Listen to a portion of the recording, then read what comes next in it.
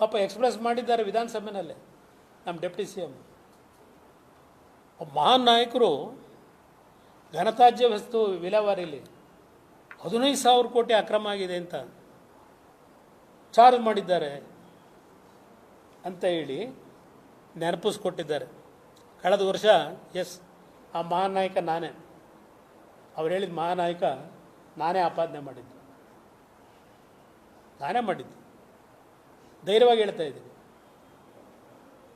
ಇಲ್ಲಿ ತಮಿಳುನಾಡು ಹೋಗಿ ಅಲ್ಲಿ ಯಾವನ್ನೋ ಹಿಡ್ಕೊಂಡು 30 ವರ್ಷ ಲೀಸಿಗೆ ಕೊಡಬೇಕು ಈ ಕಸ ಎತ್ತ ಕೆಲಸ. ನನಗೆ ಅದನ್ನು ರೇಗಿಸಿದ್ದಾರೆ. ಕುಮಾರಸ್ವಾಮಿನೂ ಕಸ ಎತ್ತಾ ಇದ್ದ ಅಂತ ಹೇಳಿ. ಆಗ ಜೀವನದಲ್ಲಿ ಬದುಕಲಿಕ್ಕೆ ಕಾರ್ಪೊರೇಷನ್ನಲ್ಲಿ 3 ವಾರ್ಡಲ್ಲಿ ನಾನು BSc ಓದ್ತಾ ಇದ್ದಾಗ 3 ವಾರ್ಡ್ನಲ್ಲಿ ಕಸ ಎತ್ತಕ್ಕಂಥ ಟೆಂಡರ್ನಲ್ಲಿ ಭಾಗವಹಿಸಿ, ಅದು ಬಹುಶಃ ಒಂದು ಸುಧಾಮ ನಗರ, ವಂಬೇಗೌಡ ನಗರ, ಇನ್ನೊಂದು ವಿಲ್ಸನ್ ಗಾರ್ಡನ್, 3 ಭಾಗದಲ್ಲಿ 3 ವಾರ್ಡ್ನ ಕಸ ವಿಲೇವಾರಿ ಮಾಡೋ ಕೆಲಸ ಮಾಡಿದ್ದೀನಿ. ಅದಾದ ಮೇಲೆ ಇದೇ ನಾಗೇಗೌಡರು ವಿಧಾನ ಪರಿಷತ್ನಲ್ಲಿ ಚಾರ್ಜ್ ಮಾಡ್ತಾರೆ ದೇವೇಗೌಡರ ಮೇಲೆ. ಅವರ ಅಧಿಕಾರ ದುರುಪಯೋಗ ಪಡಿಸ್ಕೊಂಡು ಆ 3 ವಾರ್ಡ್ನ ಕಸ ಎತ್ತ ಕೆಲಸ ಮಗನಿಗೆ ಕೊಡಿಸ್ಕೊಂಡವ್ರೆ ಅಂತ. ಅದು ವಿಷಯ ಬಂದಾಗ ದೇವೇಗೌಡರು ನಾನು ಕರೆದು ಸರ್ಕಾರದ ವ್ಯಾಪ್ತಿಯಲ್ಲಿ ಯಾವುದೇ ರೀತಿಯ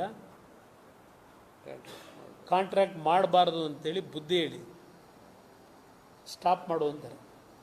ಟೆಂಡರ್ ತಗೊಂಡಿದ್ದು ಒಬ್ಬ ನಾಗರಿಕನಾಗಿ, ಒಬ್ಬ ಯುವಕನಾಗಿ. ಈಗೇನು ಮಾಡ್ತಾ ಇದ್ದೇನೆ ನಾನು, ಶಿವಕುಮಾರ್ ಅವರೇ, ನಿಮ್ಮ ಸರ್ಕಾರದ ದರಿದ್ರ ಕಸ ತುಂಬಿಡ್ತಾ ಇದ್ದೀರಲ್ಲ ಈ ರಾಜ್ಯದೊಳಗೆ, ಜನರ ಬದುಕಿನ ಜೊತೆ ಚೆಲ್ಲಾಟ ಆಡಿ ತಿಂದು ಕಸ ಆಗ್ತಾ ಇದ್ದೀರಲ್ಲ ಇಲ್ಲಿ ಈ ರಾಜ್ಯದೊಳಗೆ. ಈ ಕಸ ಕ್ಲೀನ್ ಮಾಡ್ತಕ್ಕಂಥ ಟೆಂಡರ್ನ ಈಗ ತಗೋತಾ ಇದ್ದೇನೆ, ತೀರ್ಮಾನ ಮಾಡಿದ್ದೇನೆ. ಇಲ್ಲಿ ಮೀಸಲಾತಿ ಸಿದ್ದರಾಮಯ್ಯನವರೇ, ಈ ಘನತ್ಯಾಜ್ಯ ವಸ್ತುದು 30 ವರ್ಷ ಲೀಸಿಗೆ ಕೊಡಬೇಕು ಅಂತೇಳಿ ಅವತ್ತೇನು ತೀರ್ಮಾನ ಮಾಡಿದ್ರಿ, ಅವತ್ತು ಟನ್ನಿಗೆ ಕಸ ಕ್ಲೀನ್ ಮಾಡೋದಕ್ಕೆ 6,000 ರೂಪಾಯಿ ಮೊದಲು ನಿಗದಿ ಮಾಡಿ ಟೆಂಡರ್ ಕರಿಬೇಕು ಅಂತ ಹೊರಟ್ರಿ. ನಾನು ಯಾವಾಗ ಅಟ್ಯಾಕ್ ಮಾಡಿದೆ, 30 ವರ್ಷಕ್ಕೆ ನೀವು ಲೀಸಿಗೆ ಕೊಟ್ಟರೆ 30 ವರ್ಷಕ್ಕೆ ಬೆಂಗಳೂರೇನಾಗಿರ್ತದೋ, ನೀವು ಕೊಟ್ಟರೆ ನೀವೇನಾಗಿರ್ತೀರೋ, ತಗೊಂಡೇನಾಗಿರ್ತಾನೋ, ಎಲ್ಲಾದರೂ ಉಂಟಾ ಈ ರೀತಿಯ ಒಂದು ಕಾಂಟ್ರಾಕ್ಟ್ ಕೊಡೋದು? ಇದರಲ್ಲಿ ಅಕ್ರಮ ಆಗಿದೆ ಅಂತ ಹೇಳಿದೆ. ಅದು ನಾನು ಹೇಳಿಕೆ ಕೊಡ್ತಿದ್ದಂಗೆ ನಮ್ಮ ಅಧಿಕಾರಿಗಳು ತಡಬಡಾಯಿಸಿದ್ರು. 6,000 ರೂಪಾಯಿ ನಿಗದಿ ಮಾಡಿದ್ದನ್ನು 3,000 ಕೇಳಿಸ್ತಾರೆ. 30 ವರ್ಷ ಲೀಸ್ಗೆ 1 ಟನ್ ಎತ್ತೋದಕ್ಕೆ ಗೊಬ್ಬರನ 6,000 ರೂಪಾಯಿ ಫಿಕ್ಸ್ ಮಾಡಿ ಟೆಂಡರ್ ಗಿರಲಿಕ್ಕೆ ಹೊರಟಿದ್ರು. ಆ ಟೆಂಡರ್ ವಾಪಸ್ ತಗೊಂಡ್ಬಿಟ್ಟು 3,000 ಕೇಳಿಸ್ತಾರೆ ರೇಟ್ನ. ಲೆಕ್ಕ ಹಾಕೊಳ್ಳಿ ಇಲ್ಲಿಗೆ ಏನು ಮಾಡಕ್ಕೆ ಹೊರಟಿದ್ರು ಅಂತ.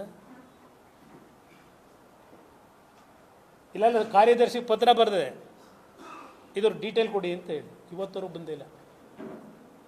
ಸಿದ್ದರಾಮಯ್ಯನವರೇ, ಈ ಪ್ಯಾಕೇಜ್ 6, 7 ಅಂತ ಏನೋ ಹೊರಟಿದ್ದೀರಲ್ಲ ಈಗ, 100 ಎಕರೆ ಒಂದೊಂದು ಪ್ಯಾಕೇಜಿಗೆ. ಇದೆಲ್ಲ ಕಾನೂನುಗಳು ಏನೇನೋ ಮಾಡ್ಕೊಂಡಿದ್ದೀರಿ, ಗೈಡ್ಲೈನ್ಸ್ ಏನೇನು ಮಾಡಬೇಕು ಅಂತ ಹೇಳಿ. ಅದೆಲ್ಲವನ್ನು ಗಾಳಿಗೆ ತೂರಿ ಯಾವನೋ ಒಬ್ಬನ ತಮಿಳ್ನಾಡನ್ನೋ ಇನ್ನೊಂದು ರಾಜ್ಯದನ್ನೋ ಕರ್ಕೊಂಬಂದು ಈ ಕೆಲಸ ಕೊಟ್ಟು ಪ್ಯಾಕೇಜ್ ಮಾಡಿ ಈಗ ಅದೆಂಥದ್ದು 4% ಮಾಡಕ್ಕೆ ಹೊರಟಿದ್ದೀರಲ್ಲ ಸಾಬ್ರಿಗೆ. ಅಲ್ಲಿ ಪ್ಯಾಕೇಜ್ ನೀವು ಕೋಟ್ಯಾಂತರ ರೂಪಾಯಿ ಇದೆಲ್ಲ ಅಲ್ಲಿ ಕೊಟ್ಬಿಟ್ಟು ಪ್ಯಾಕೇಜು ಇವ್ರಿಗೆ ಅಲ್ಲಿ ಕೊಡ್ತೀರಪ್ಪ 2 ಕೋಟಿದವರೆಗೂ ಮೀಸಲಾತಿ. ಸ್ವಲ್ಪ ಹೇಳ್ರಿ ಜನಗಳ ಮುಂದೆ ಹೇಳಪ್ಪ.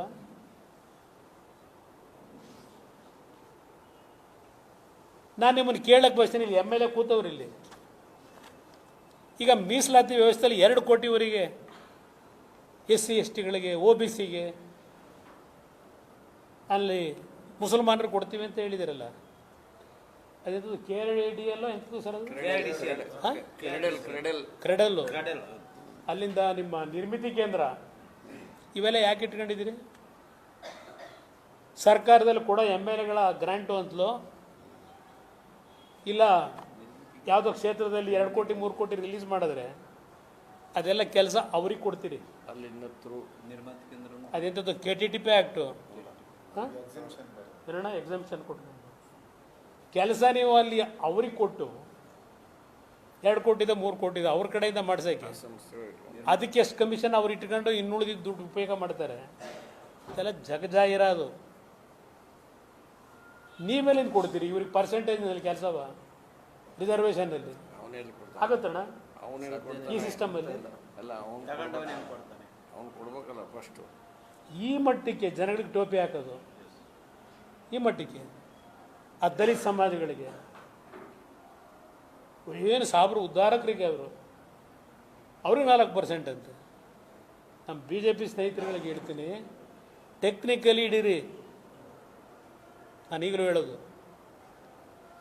ಬೇಕಾದಷ್ಟು ರೀತಿಯಲ್ಲಿ ಸರ್ಕಾರದ ಈ ರೀತಿಯ ತೀರ್ಮಾನಗಳಲ್ಲಿ ಯಾವ ಲ್ಯಾಪ್ಸಸ್ ಇದೆ ಇದು ನಡಿಬೇಕಾಗಿರೋದು. ನಾವು ಸ್ವಲ್ಪ ಮುಂದಿನ ದಿನಗಳಲ್ಲಿ ಪ್ರತಿದಿನ ಸ್ವಲ್ಪ ನಿಮಗೆ ಕೆಲಸ ಕೊಡ್ತೀನಿ, ನನ್ನ ಮೇಲೆ ಸಿಟ್ಟು ಮಾಡ್ಕೋಬೇಡಿ. ಇನ್ಮೇಲೆ ಪ್ರತಿದಿನ ಶುರು ಮಾಡ್ತೀನಿ. ಒಂದು 4 ದಿನ ಅಲ್ಲಿ ನಾನು ಇಲಾಖೆ ಕೆಲಸ ಮಾಡ್ಕೊಂಡು ಬಂದು 2 ದಿನ ನಿಮ್ಮ ಜೊತೆ ಇರ್ತೀನಿ, ತೀರ್ಮಾನ ಮಾಡಿದ್ದೀನಿ.